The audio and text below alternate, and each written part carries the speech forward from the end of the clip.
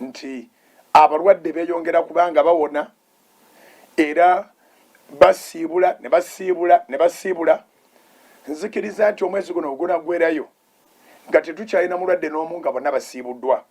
Twagala kwebaza abasawo engeri gye mukwasaganyizaamu omulimu guno okugattagatta kano ne kali ne Mukama n'abawa amagezi ne musobola okubanga mubaako be musiibula nga bawonye ku kintu ekitaliiko ddagala.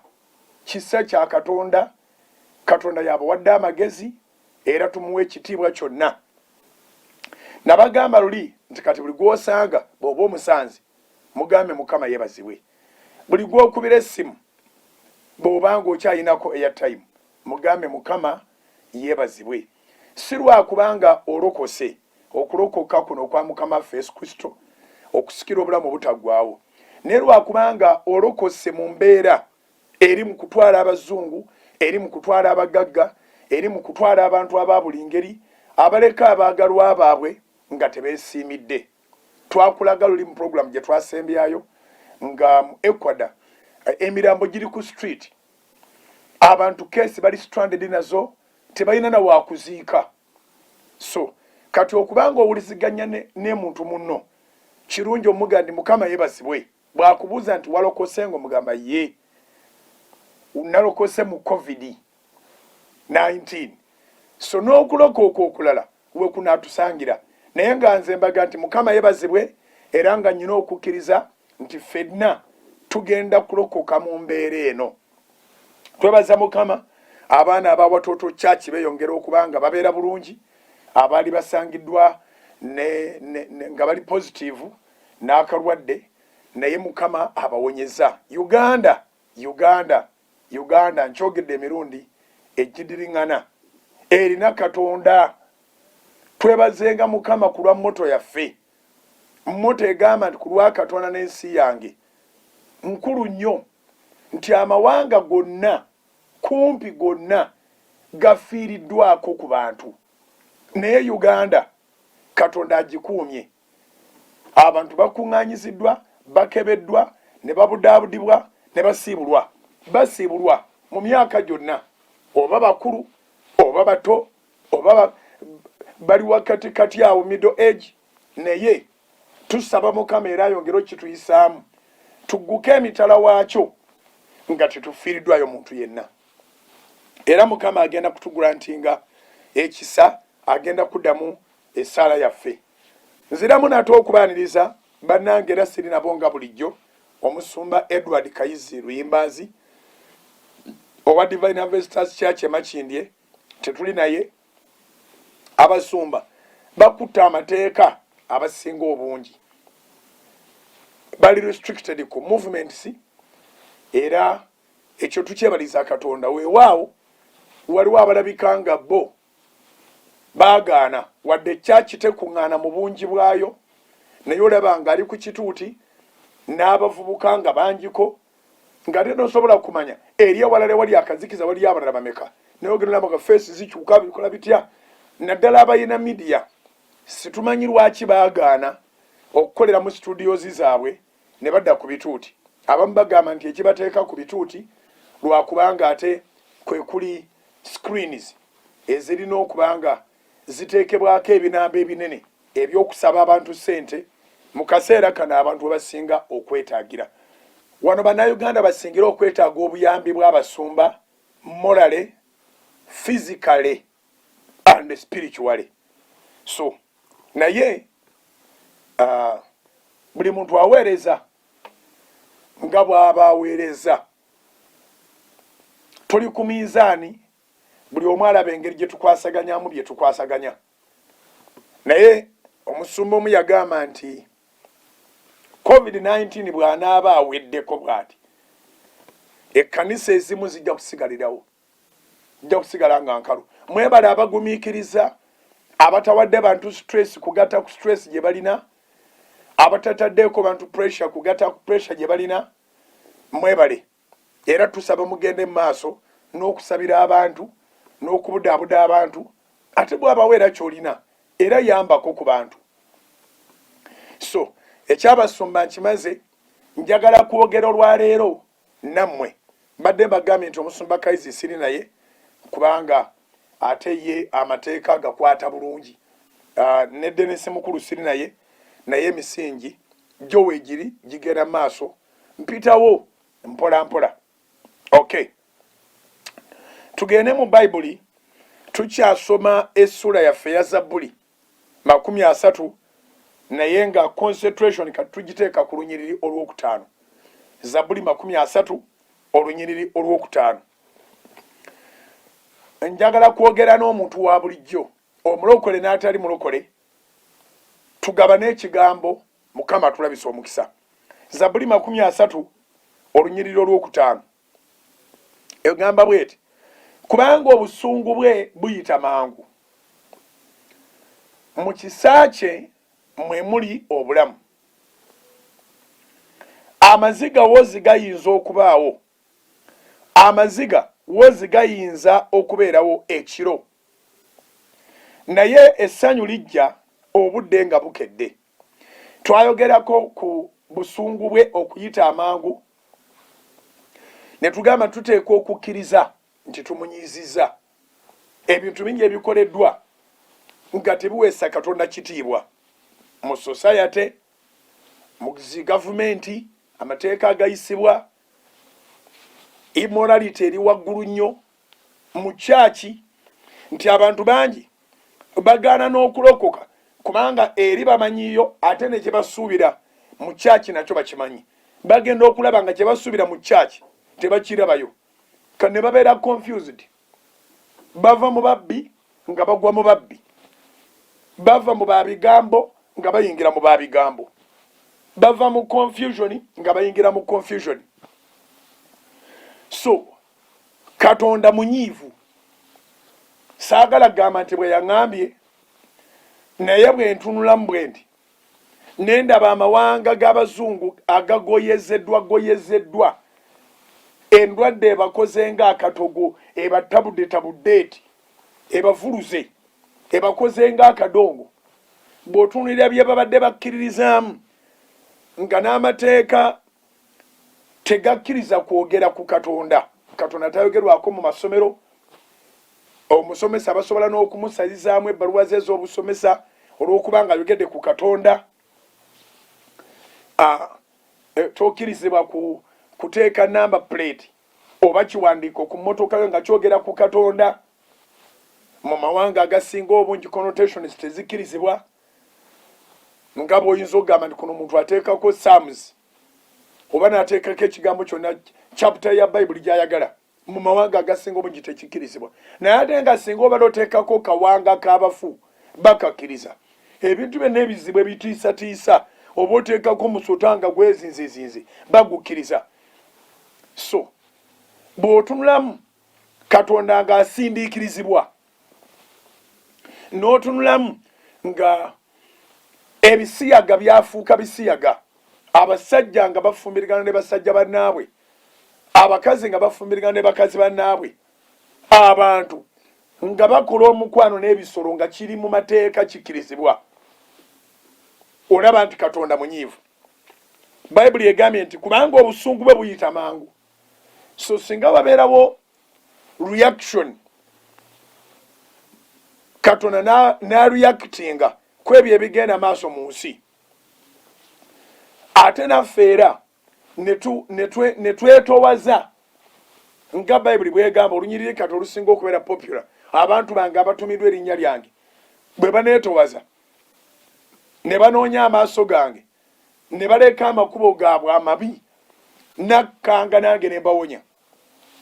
So otunulamu nga Katonda abadde asindikiriziddwa n'aliakitinga, era simanyi oba abazungu ddala bafunye lesoni ekakasa ekintu kyabwe engeri yekifaanaganamu, naye nga baziise. Simanyi oba naakomawo ng'era bakya regulazinga every abomination. Naye Africa weewaawo abalwadde bagenda bawera, naye okuwona nakwo okuli waggulu nnyo, ate nga amawanga agamu namba y'abalwadde ntono nnyo. Naye bw'otunulira amawanga agagenda gabanga namba y'abalwadde ntono, era olaba nga Katonda tebamulwaddeeko na lutalo. Actually ensi yonna esigadde yeeyita yakulakulana esindikiriza Katonda ku ssemazinga Africa. Katonda kwabadde yeetulirira kweyegazanyiza kwaweebwa eddembe era okusinza mu baddugavu kuli waggulu to this extent nti kati ennyimba ez'okusinza abagoberera eziyimbiddwa mu Africa kasita ziba mu luzungu abazungu bazizeemu ewaabwe tewakyaliyo okugamba nti balina kye bayimbye era newaabwe abayimba be babayise mu bulamu obuzibu. So Katonda yafuulibwa ow'abalina obulamu obuzibu, abalina emitawaana, abalina endwadde, abalina ebizibu. Naye nga Katonda in fact yandibadde waabo abali obulungi ennyo okusinga abali obubi, kubanga abali obubi bandibadde balina ebyokwemulugunya, so nga ate abali obulungi bandibadde balina omwagala ennyo tibabeeranga obubi, kubanga okubeera obubi kye kigambo ekisingayo obubi mu nsi muno. Sulemaani kyeyava asaba Saara ng'agamba taagala bugagga bungi kusiriwala, naye ate taagala bwavu kuvumaganya linnya lya Mukama, ayagala abeere wakati awo. So obusungu bwa Mukama we buli, era naawe weesabiranga essaala eyo. Nze tunulira abantu abagezi ne ngamba bw'abanga omugezi yakola bw'ati ekyo nkyetaaga. Essaala ya Sulemaani nkulu nnyo, ndowooza tugisomeko essaala ya Sulemaani mu ngero Proverbs. Tujja kuddayo wali mu Zabbuli ya 30. Essaala ya Sulemaani eri mu ngero, ndudde nnyo no nagisoma emyaka nga 2 egiyise, naye twebaza Katonda nti buli kintu kirina ekiseera kyakyo. Ndudde nnyo naye tetusobola kumbula. Njituuseeko engero essula 30. Jjukira nti kati ogenda kwerabira kye tusomye emisingi. Tusomye mu misingi, tusoma mu Zabbuli 30:5. Kati naye mu ngero tugenze mu ssula ya 30 olunyiriri lwa 8 n'olw'omwenda. Essula 30 eya Proverbs engero olunyiriri lw'omunaana n'olw'omwenda. Bayibuli egambye bw'eti: jangawo ebigambo ebitaliimu n'ebyobulimba bibe wala nange. Eyo Saara. Jangawo ebigambo ebyobulimba ebitaliimu, jangawo ebigambo ebitaliimu n'ebyobulimba bibe wala nange. Owulira essaala eyo? Nebaza Mukama olw'Omwoyo Omutukuvu okunuŋŋamya okugendawo. Kati mu kaseera kano teweetaaga bigambo bya bulimba era teweetaaga bigambo bitaliimu. Era nkukubiriza gwe alina essimu ereeta buli kintu kyonna.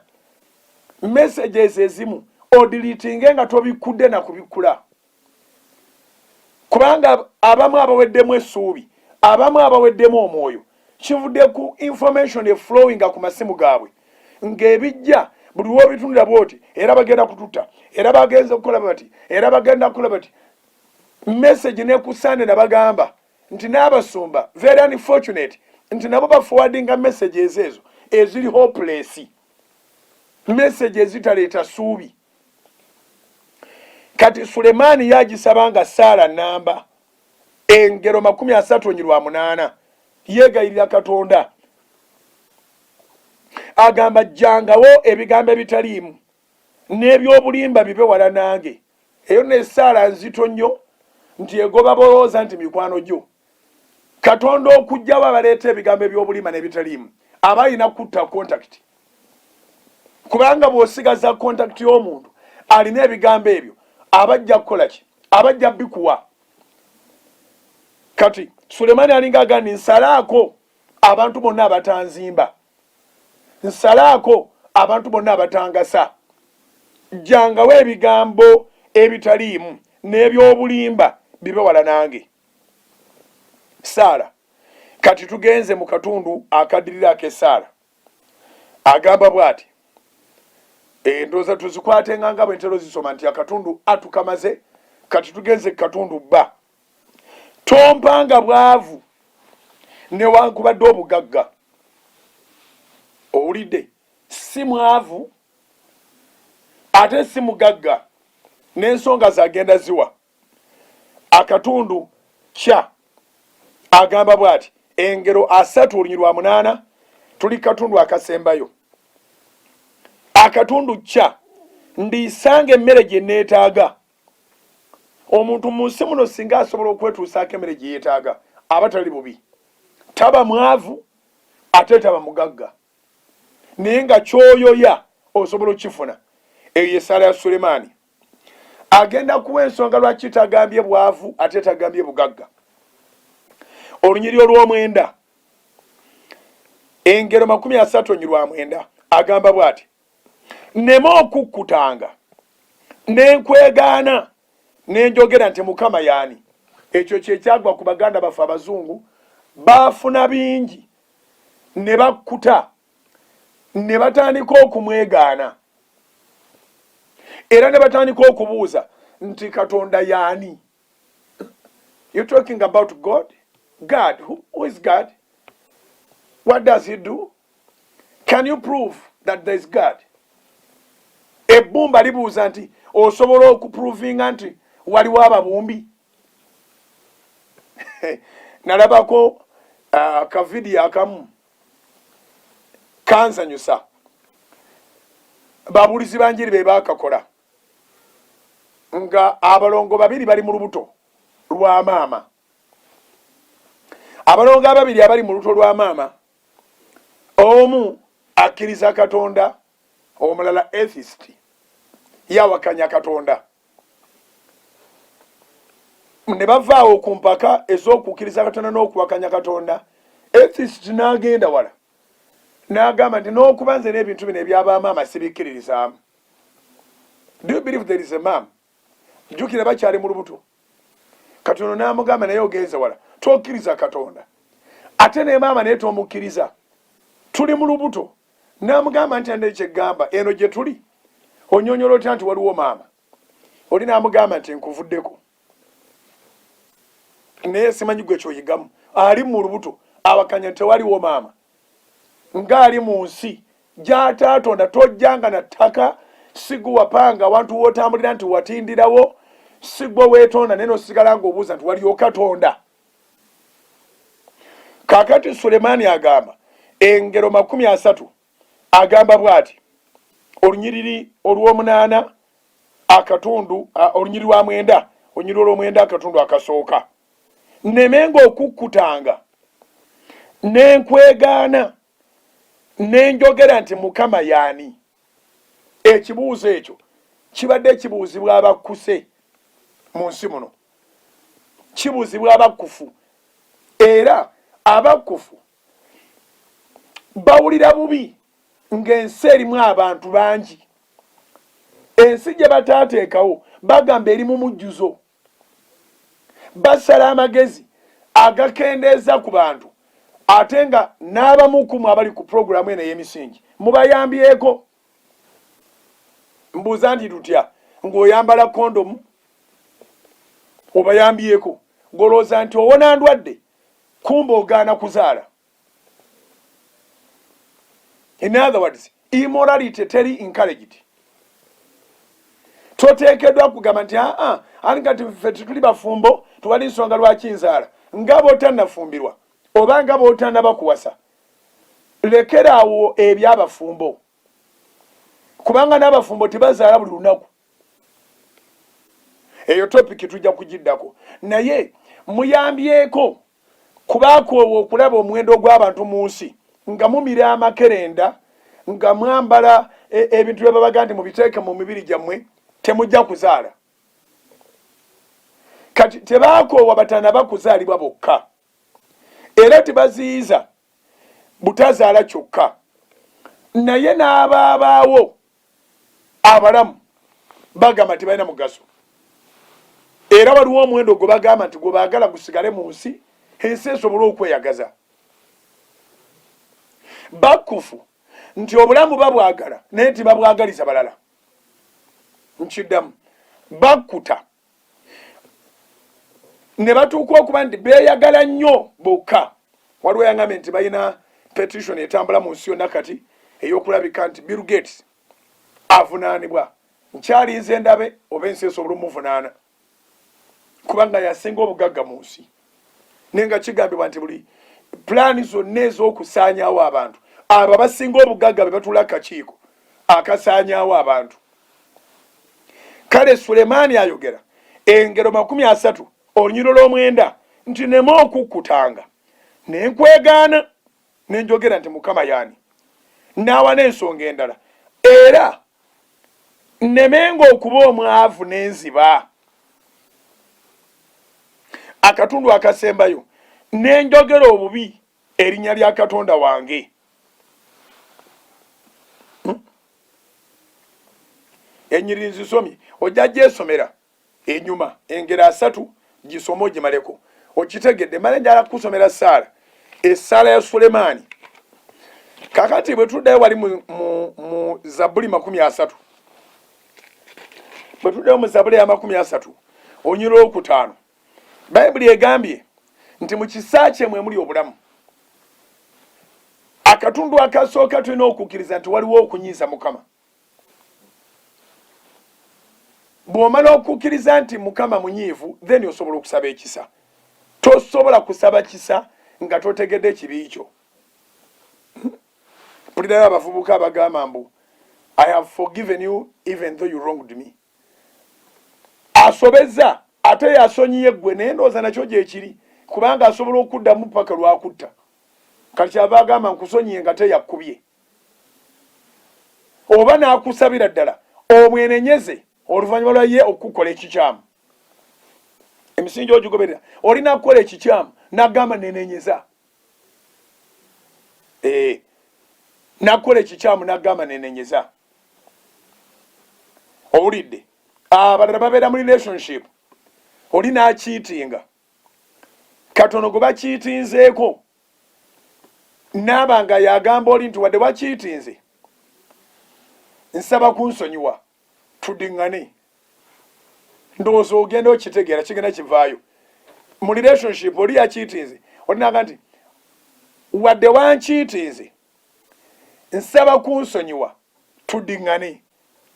So ndowooza olaba amalala n'amaanyi g'oba owadde omwenzi yayenze mu relationship yammwe mu bufumbo bwammwe kati ate gwe omwetaaga ennyo n'omugamba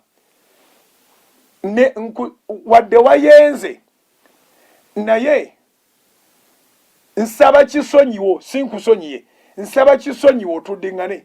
Kati gw'ataayenze gw'ataavudde mu mukwano ate gw'osaba ekisonyiwo eri oyo yayenze wadde wamukutte lubona.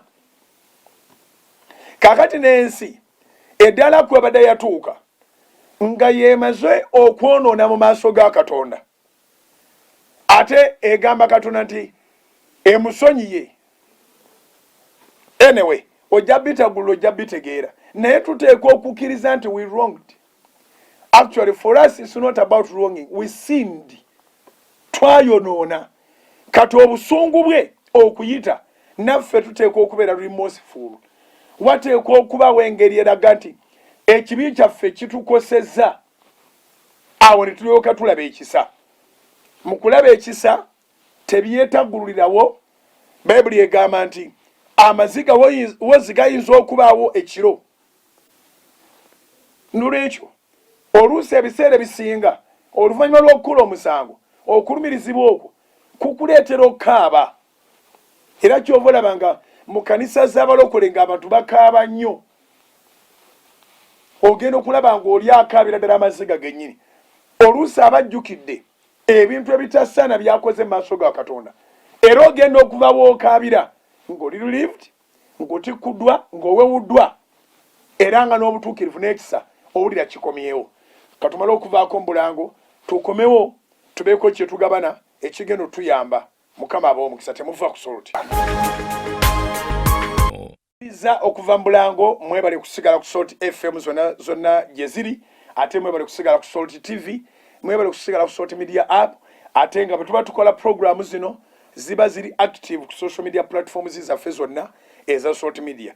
Engero ngimaze kati ngenze mu Zabbuli essula 30 onyiriro 5 akatundu akasembayo obusembayo obwo bubiri amaziga wozi gayinza okubeerawo ekiro naye essanyu lijja obudde nga bukedde bye bitundu bye njagala okwogerako amaziga wozi gayinza okubeerawo ekiro naye essanyu lijja obudde nga bukedde Zabbuli 30 onyiriro 5 akatundu akasembayo amaziga gano tugogerako ng'okukabirira Katonda so si kabirira abantu bannaffe amaziga tugogerako ng'akamalira ak'okulaga obulumi bw'olina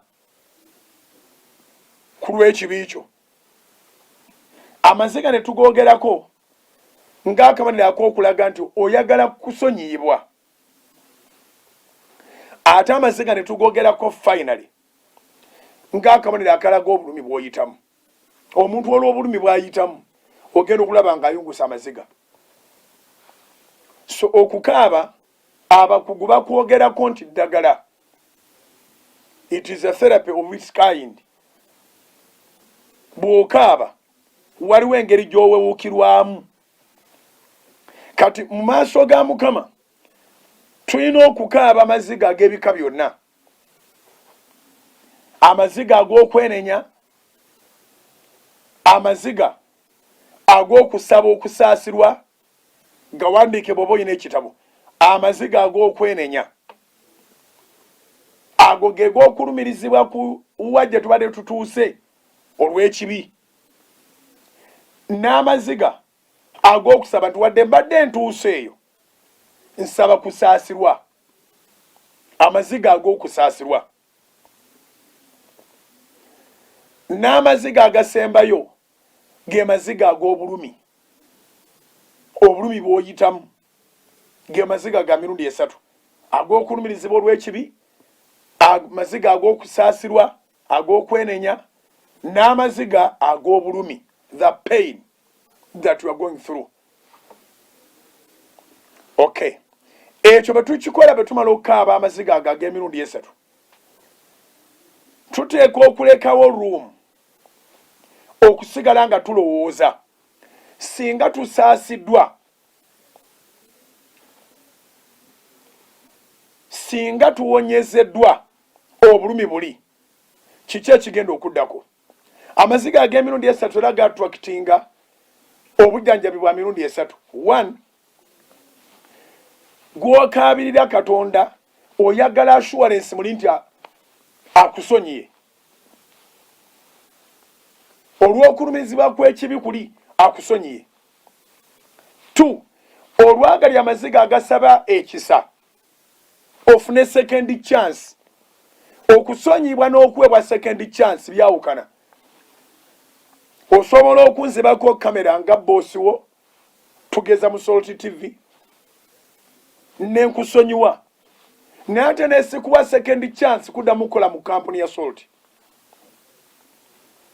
so naye nga ate okusonyiwa wali nkusonyidde ddala naye nesikuwaayo chance ndala ngezaako okuleeta ebyokulabirako bwe bityo so n'ofuluma kampuni n'ogenda olusi n'obonaabona naye nga eno omusango tokyagwina nakusonyiwa management yakusonyiwa kati ne wabaawo okusonyiwa okwo ate n'ekyokubiri kino amaziga agagamba nti kale nga bamunsonyiye kale mumpeeyo second chance kati n'ofuna second chance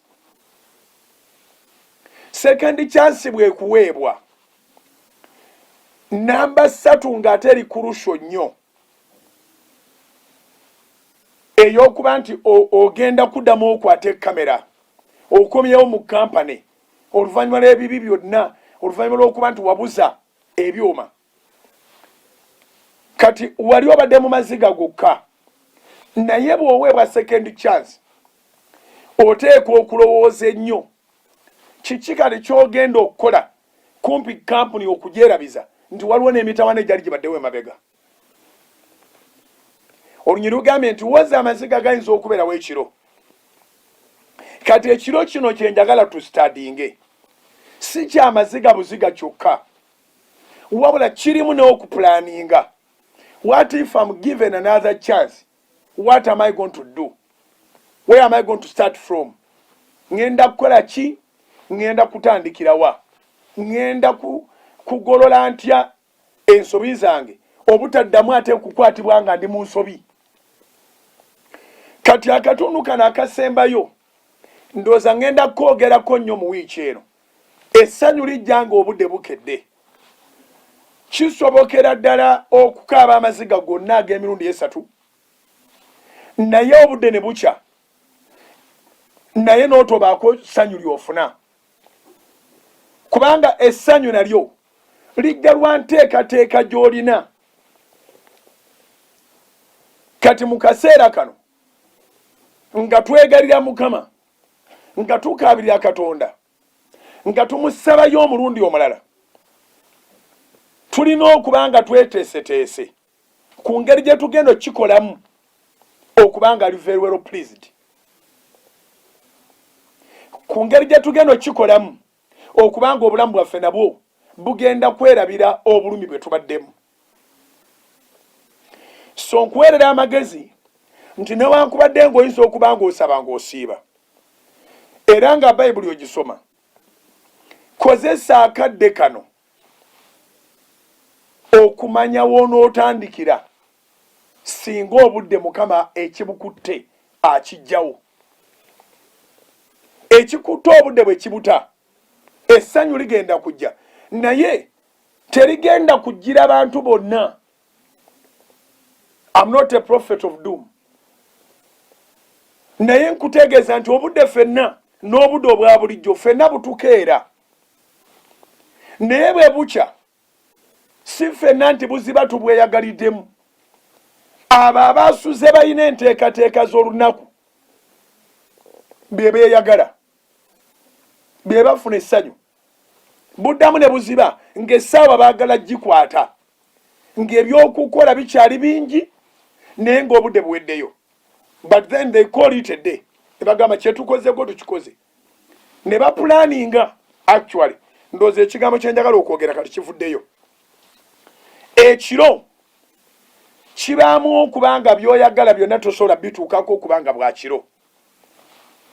Ekiro kibaamu amaziga. Kibaamu amaziga aga buli ngeri. Era abantu abasinga omungi abayita mu nnaku bakaaba kiro. Naye ekiro kirina advantage emu. Era abantu abali obulungi, abakulaakulana, abakulembera mu bizinensi, abakulembera mu mawanga, obudde bwe bakozesa okulowooza bubeera bwa kiro. Bubeera bwa kiro. Emisana tolina gaapu ya kulowooza, kubanga ate obeera osindiikirizibwa okukola oba ne by'okola ate alina bye yapulaninze kukola kiro, era emisana taba na byakukola. Ate ono yapulaninze ekiro, emisana aba bize ng'akola. Addamu n'apulaninga kiro nga reviewinga olunaku engeri gye lugenze, nga ateekateeka olw'enkya engeri gye lunaatambulamu n'ebinaakolebwa enkya. Abamu beebaka bukyali ne basobola okuzuukuka okupulaningira olw'enkya. Abalala balwawo okwebaka ne bapulaningira olunaku olw'enkya. Kati wadde gavumenti yatwongerayo ennaku 21, nze nzibalamu ekiro kimu, zonna nziraba nga nnaku za kiro, nenziraba nga nnaku za kaabirira Mukama, nnaku za kwekubamu ttooki ku kiki ekibadde kifaanana kitya ekigenda kitya tutereeze tutya. Nenziraba nga nnaku za kupulaninga. Ekiro tugenda kyawuzaamu emirundi 3. Tugenda kyawuzaamu okukaabira Mukama, kubanga mu kisa kye mwe muli obulamu. Tukikeese nga tuli balamu. Tugenda kyawuzaamu okwekubamu ttooki, okulaba ebibadde bitagenda bulungi, ebadde byasoba, ebyamuviirako n'okunyiiga, naffe ebadde bitutawanya mu bulamu bwaffe. Eyo paati number 2. Then tukibeemu ne paati esembayo y'ey'okupulaninga. Bwe bukya onootandikira wa? Bwe bukya onootandikira ku ki? Actually kana akaseera ka quarantine oba karantini nga bw'okiyita kandi baakaseera akalungi ennyo okusinga karantini ng'ewedde. Kubanga singa bagambe leero nti karantini ewedde, ekibuuzo kyange kiri nti otandikira wa? Otandikira wa? Ekiro abanafu bonna, abanafu mu mitwe n'emu mibiri bakyagala nnyo okubanga kyakwebaka. Era abantu abamu ebibabonyabonya mu bulamu kwebasa bwongo. Kwebasa bwongo. Bayibuli bw'eba egamba nti zuukuka eba tetegeeza nti webikoleko bulangiti. Eba etegeeza nti zuukusa obwongo bwo. Awaken your mind. Okitegedde. Kati abantu abamu babawonyeza kwebyo ebibadde bibatawaanya obwongo bwe ne bwebaka. Ebintu byonna ebiyingira mu mutwe nga tebigenda kuzimba bwongo bireeta buleesi bwavu, okugeza enjaaye, omwenge, sigala, ebintu byolabika nti bw'obiteekako ku mutwe gwo gukwerabiza, weerabira embeera mw'obadde. Ebintu ebyo byonna kati biwumuddemu, emitwe giba girina okukola. Abantu bangi banywa omwenge. Bayibuli egambira ddala nti omuntu ayagala okufa yasaana okunywa omwenge.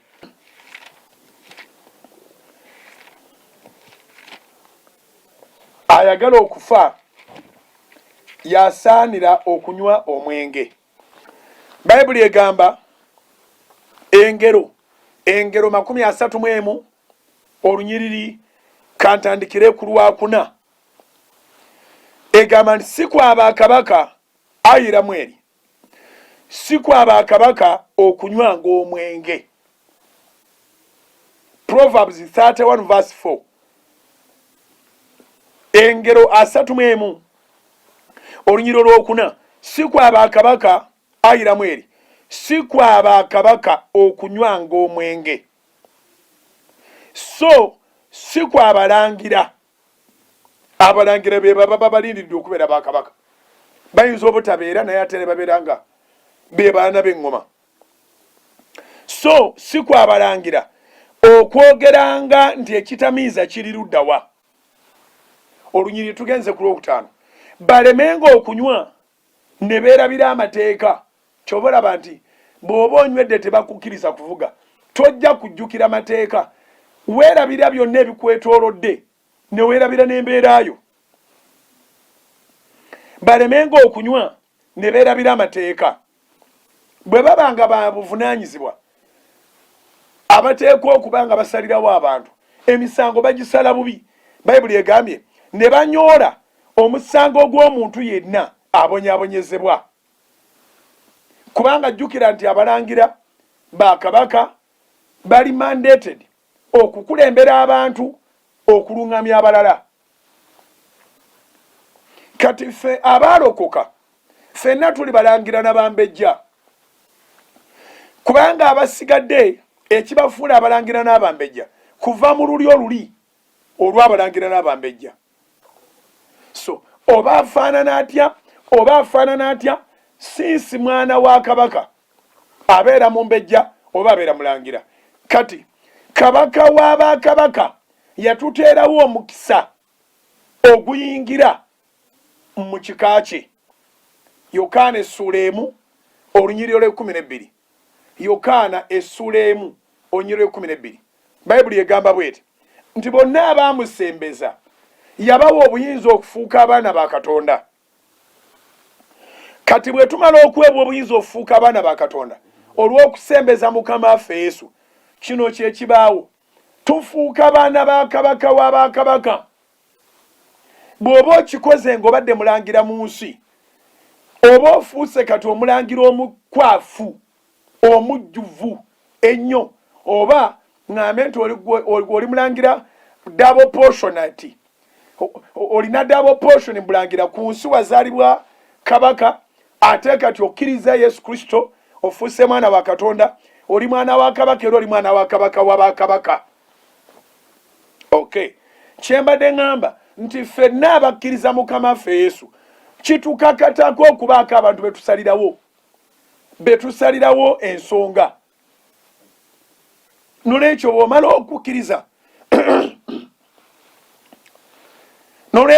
okukkiriza n'okkiriza Katonda nti Katonda waali era n'omukkiriza okubeera omulokozi w'obulamu bwo, kitegeeza ekintu kimu kyokka nti kati weegasse mu balangira, weegasse mu bakabaka, weegasse mu bakabona abalina okusalirawo abantu abangi, kyetuva tubeera ekyokulabirako eri obulamu bw'abantu abalala. Okay, kakati kanziremu nsome ennyiriri otegedde woogwa. Bw'obanga tozaalibwa kabaka wa ku nsi nga toli muli olulangira, oli mukopi. Ate ekinsanyusa wano e Buganda wembulirira enjiri, omukopi yeenyumiririza mu bukopi bwe. Very good. Awo mulala bw'omugamba nti mukopi awuliranga ekivumu, naye nga it's the order tewazaalibwa royal family. Nolwekyo okkiriza, since you are out of it, you are a commoner. You are not a prince or a princess, you are a commoner. Very good. Ne mu bazungu gyekiri balina ba commoner, balina ne ba royals. Very good. Kakati gwe atafuna mukisa ogwo olina omukisa nga nange gwe nafuna okusembeza Yesu. Yokaana Sulemo 12 obeere mulangira. Okay, kati omulangira oli eyazaalibwa nga bwekito bwe kiri bw'atafuna Yesu naye luno lyo lwammwe teruyingira ggulu. Okubeera omulangira ku nsi oba omumbejja tekikuweesa bubonero bukuyingiza bwakabaka bwa Katonda. Yokaana 14:6. Yokaana 14:6 agamba Yesu ye yennyini ly'ekkubo n'amazima n'obulamu. Tewali agenda kujja eri kitaawe Katonda nga tayise mu ye. Very good. Kati okubeera muganda wa Yesu obeera olina okumukkiriza. Bw'omukkiriza ate ye ly'ekkubo. Ekyokubanga oli mulangira oba oli mumbejja ku nsi tekikufuula muganda wa Yesu. Wazaalibwa kabaka ow'omu nsi naye so si kabaka ow'omu ggulu. Very good. Kati teweesembereza mwenge, teweesembereza kintu kisobola kukulemesa ku pulaninga. Nzizeeyo kati nsome ng'otegedde. Engero 3:4. Si kwaba kabaka ayiramu eri, si kwaba kabaka okunywanga omwenge, so si kwabalangira okwogeranga nti ekitamiiza kiri luddawa.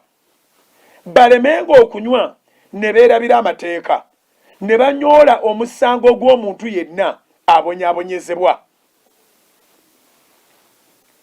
Tujja bigaziya mpolampola wiiki etandika butandisi. Okay, olunyiriri olw'omukaaga lwogera ku muntu n'olw'omusanvu ateekwa okunywa omwenge. Olw'omukaaga n'olw'omusanvu, engero 3:1 olw'omukaaga n'olw'omusanvu lugenda kukukkiriza weenywera omwenge. Lugamba bwe luti mumuwenga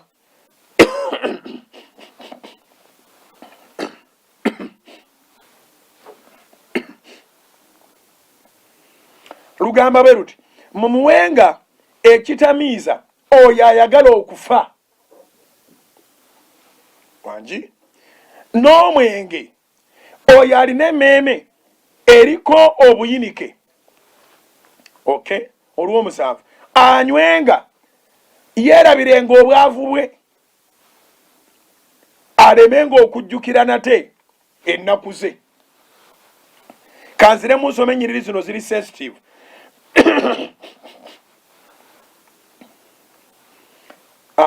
Nzizeemu engero 3:1 olw'omukaaga n'olw'omusanvu be bano abantu abateekwa okukkirizibwa okunywa omwenge abatali abakuba ku mukono. Olw'omukaaga lugamba nti mu mwenge ekitamiiza oyo ayagala okufa, n'omwenge oyo alina emmeeme eriko obuyinike. Olw'omusanvu anywenga yeerabirenga obwavu bwe alemenga okujjukira nate ennaku ze. Kati gw'omulangira n'omumbejja azaalibwa mu lulyo olwa layini eyo toteekeddwa gukombako okubanga tukusuubira okubanga okulembera abantu. Naawe omulangira n'omumbejja eyakkiriza Yesu mu Yokaana 1:12 okufuuka omulokozi w'obulamu bwo, wafuuka mulangira era mumbejja nga kikutaasiza ddala nti kati oli mwana wa Katonda, toli komona. Olekerawo okwerowooleza wekka n'olowooleza abantu abalala bangi. Era mwe mwenna ababuuza kati abalokole olunyiriro lubagaana okunyooma engeri luli luddawa? Abamu mwina n'ennyiriri awo ze musoma mu Peetero mbu olubuto olwanga lukulu munywangako katono naye ng'ate munywa ne mufuna n'ebinuubule ne mugjamu obwavu ne mubonaabona nnyo. Kati olunyiriri olugaanira ddala abalokole okunywa omwenge lwerwo. Tetwagala kufa. Okay? Si kufa kwokka, obuyinike tebuli ku mmeeme zaffe. Tuyina tusitulira obuyinike bwaffe. Okay? Era tetwagala kwerabira bwavu. Obwavu abooluganda si kyekintu ky'ogandi nkyerabidde. Bw'obanga obanjibwa rwenti obanga oyina looni, ekyokunywa n'obanga kati owulira nga olinga atakyategeera, tekitegeeza nti rwenti omusasudde, tekitegeeza nti looni esasuddwa. Actually okunywa mbu oyagala kwerabira bwavu kikuviirako obwavu bw'okukubisibwamu, kubanga bw'obanga onywedde lwakubanga obanjibwa omwezi gumu, ogwokubiri gukusanga tonasasula gusooka, kati olina ebbanja emirundi ebiri, n'ogwokusatu we gujjira. Awo abantu we baviira ddala ne bava ne mu kiti ky'abantu ne bafuuka bawaddanga balujuuju. Omuntu n'atuuka okubanga n'omusaayi gwe naye tagwekakasa oba akyalina musaayi gwe gutambula mu misuwa oba mwenge.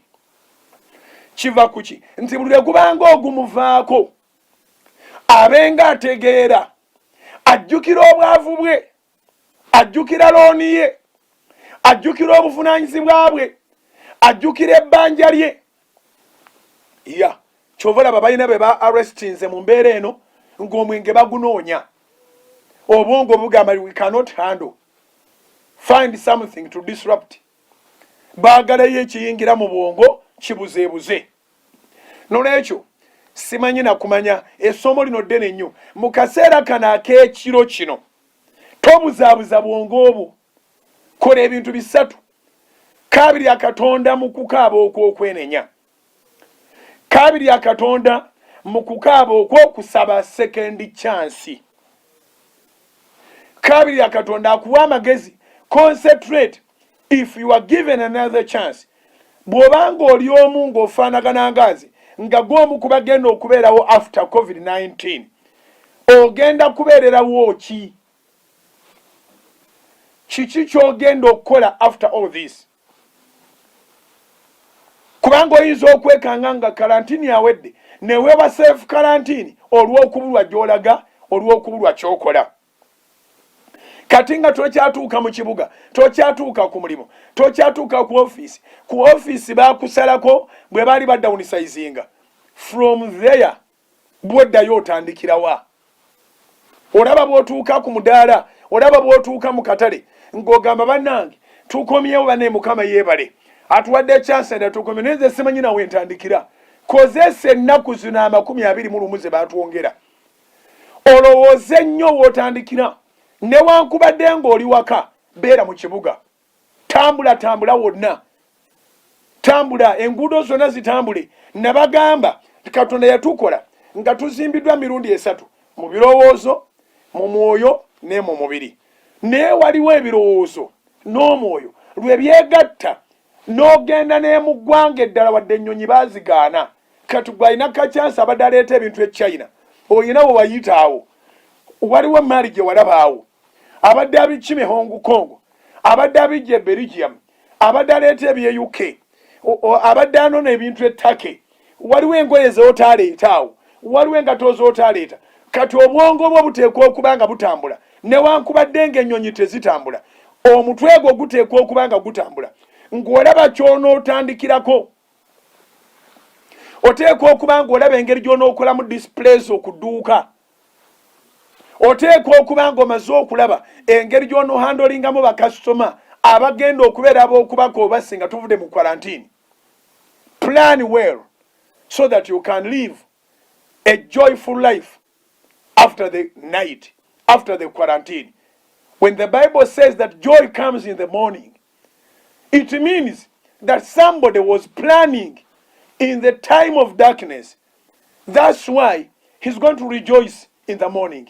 Bw'obanga mu kiro toplaningiddeemu, good enough tutandika butandisa omulama guno. Bw'oba toplaninze, waliwo abagambira nti essanyu lijja ng'obudde bukedde. Gw'ate ennaku yegenda okujjira ng'obudde bukedde. Tutegeregana.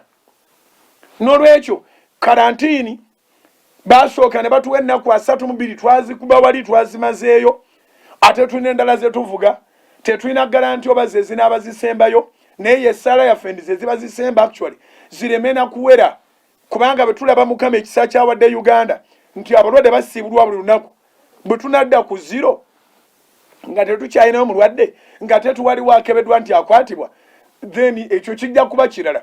Eggwanga lyaffe lijja kuba Mukama lisaasidde, tuyinza ogamba nti munda tuddemu tutambule, naye tewali ayingira, tetuleeta nnyonyi, tetulinnya nnyonyi, tetuyingiza mu motoka, tewali boda teziyitwako, naye within tubeere nga tusobola okuba nga buli kintu tukitambuza nga tweyagalira mu nsi yaffe nga Mukama bw'atuweeredde eddembe. Naye challenge eriwo, onootandikirawa? Funawo akadde. Tokkiriza akadde ako kukuvaako. Akadde keŋŋamba tekitegeeza nti ate kati abaana beegobeeko, omukyala mwegobeeko, oba omwami mwegobeeko. Engeri okwebaka gye kuli okungi.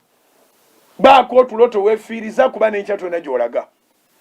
Kozesa essaawa okuva 8 ogw'ekiro okutuuka 12, 9 ogw'ekiro okutuuka 12, 10 ez'ekiro okutuuka 12. Opulaninge. Njagala obeerewo n'engeri gy'onootandikamu ya mirundi nga 10. Nga buli lunaku obikula page. Abasajja bano abatufuga nga Yoweri Kaguta Museveni be bagamba ndi ku bukodyo 99 kumanyanga 10 yakakozesaako oba kamu oba 2 oba 5.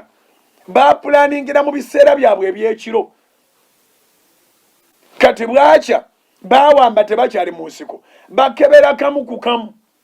Tukozese kano oba tukozese kano. Naawe kati oli mu darkness. Mu darkness mulina okugambira bane singa kale ekitangala kibaddewo, nandikoze kino, nandikoze kino, nandikoze ne kino. Ebyo biwandiike, funawo obiteeka mu kaseera kana ka quarantine. Bwe tunaba tuvudde mu quarantine, obeeko otandikira, joy will come. Ekiro bwe kivaawo, essanyu ligenda kujja ng'obudde bukedde eri abo abeetegekedde obudde okukya. Nga bulijjo bwe mbasomesa nti abantu abasinga obungi abafanga obudde bukya be babadde batalina kye bagenda kukola mu lunaku oluddako. Abalina bonna bye bagenda okukola mu lunaku oluddako, Katonda abakuuma, kubanga ne bye bagenda okukola bigenda kugasa abantu ba Katonda. Era bulijjo y'ensonga lwaki mbakubiriza ng'omwaka gugwako, abalala bonna nga bali mbagamba mutwaleyo ssente ewaabwe biki kimwe baze Mukama, ffe tuba tubagamba nti muwandiike okwolesebwa. Omwaka gw'otaplaningidde gubeeramu entaanaayo. Omwaka gw'oplaningidde gubeeramu omukisa gwo. Mukama abampeera omukisa mu programu y'emisingi, tusinkane enkya, birowoozeeko bye twogedde byandibanga bizitoye, naye bijja kugenda nga bikkakkanyizibwa mpola mpola. Sigala ku Soloti, Mukama kuuma.